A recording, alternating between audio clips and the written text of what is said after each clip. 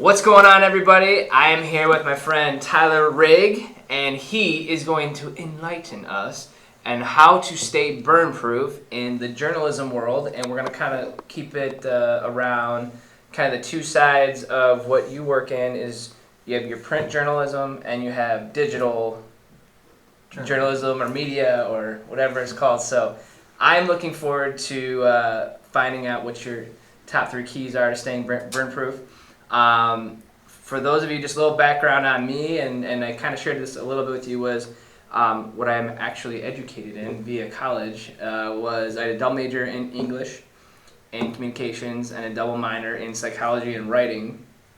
I didn't love writing, just regular writing. I mean, I didn't like doing more just factual stuff, which is, I think, assuming what you do, the facts are important. Very straight to the point. So, but I like to, when I would, be writing an essay or something, I would like to use my psychology minor to diagnose characters and just kind of I would try to be, I liked more the creative side. So for me, I had an internship with the City Mentor, kind of rewriting some press releases.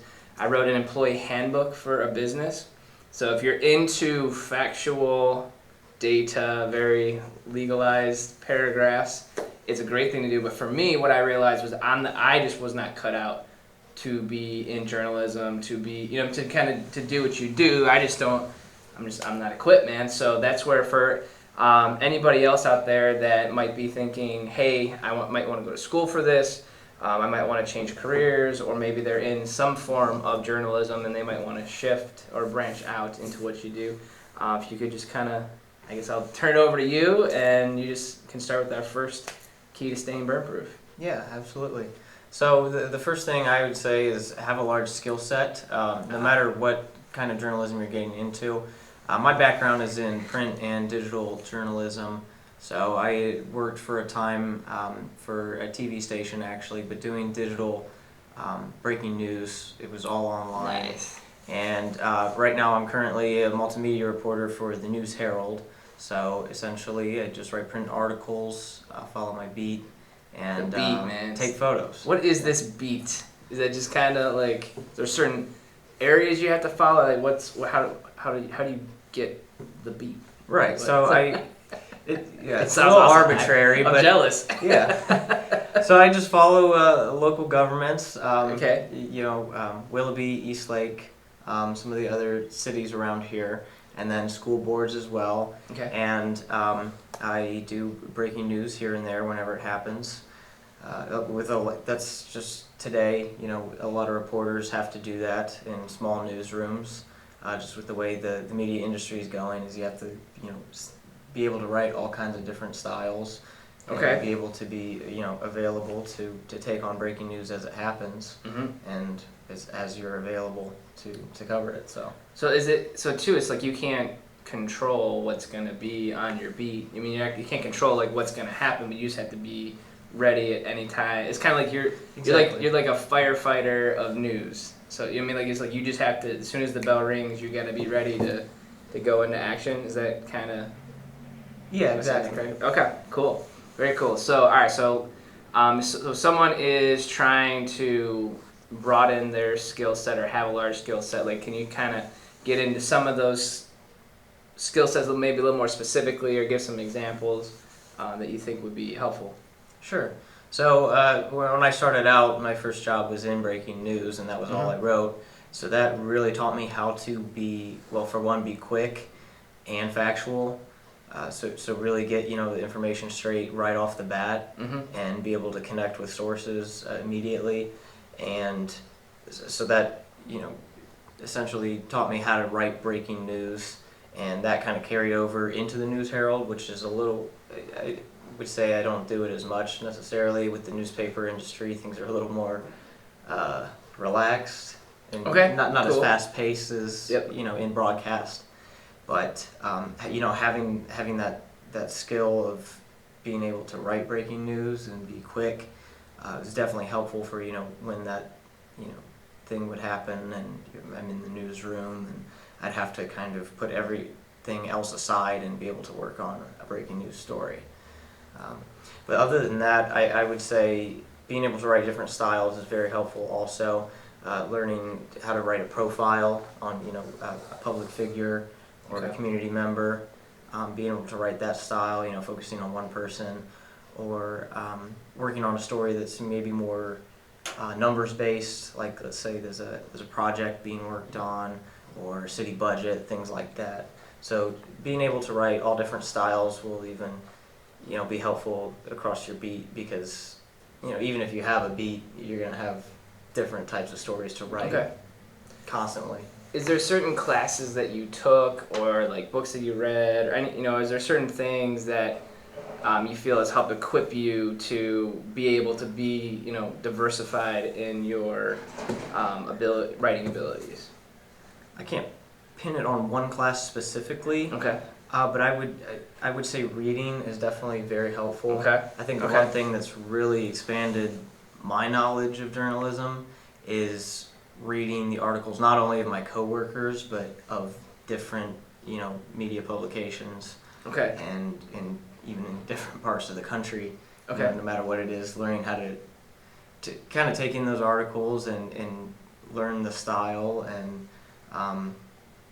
more or less kind of break down what that other reporter did or journalist did, and try to emulate that. Gotcha. But yeah, just reading, you'll gain a lot of that through osmosis. So Okay. So too, just so kind of like how, for example, just if someone's wants to be, a professional basketball player, they're gonna try and see, okay, how does LeBron, and what is LeBron doing? What is he, what is he doing?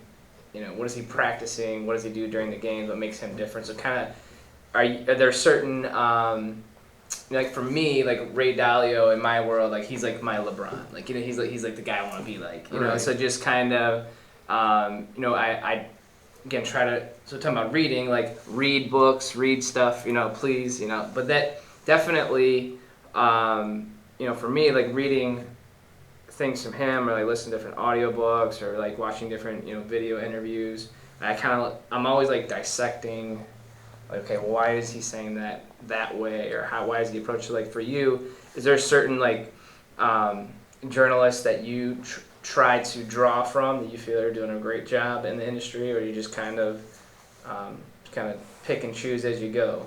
none specifically.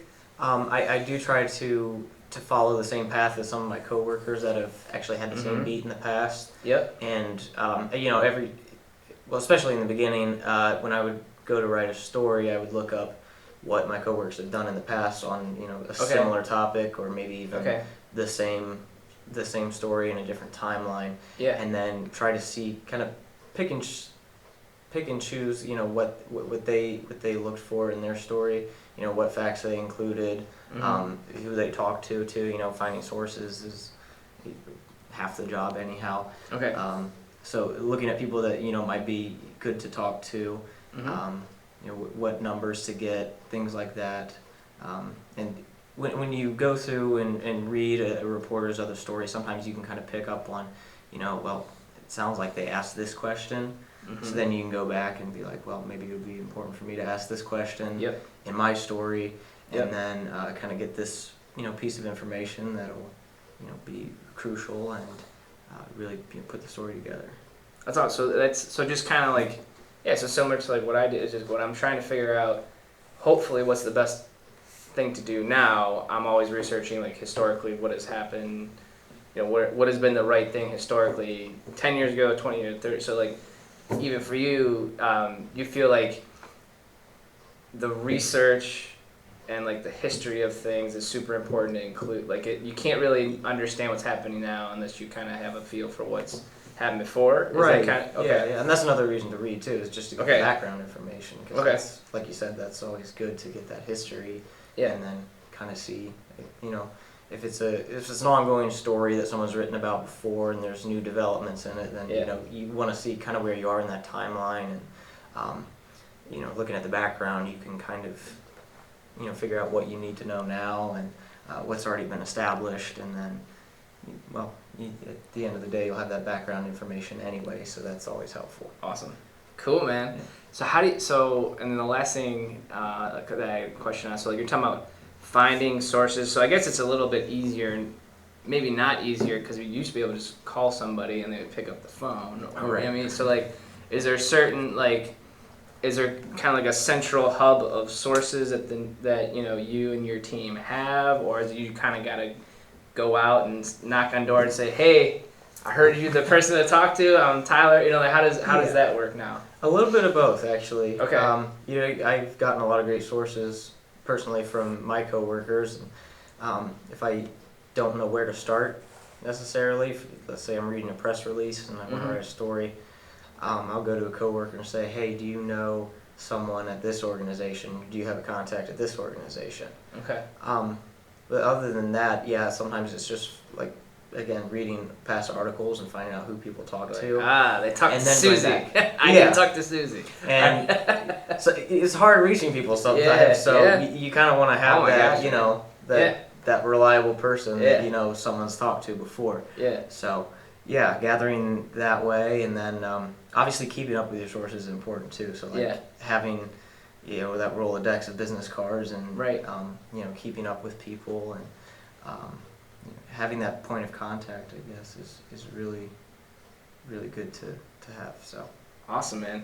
Very cool. So when it comes to, again, having those skill sets, is there anything we didn't discuss that we should have before we move on to our next key to awesomeness?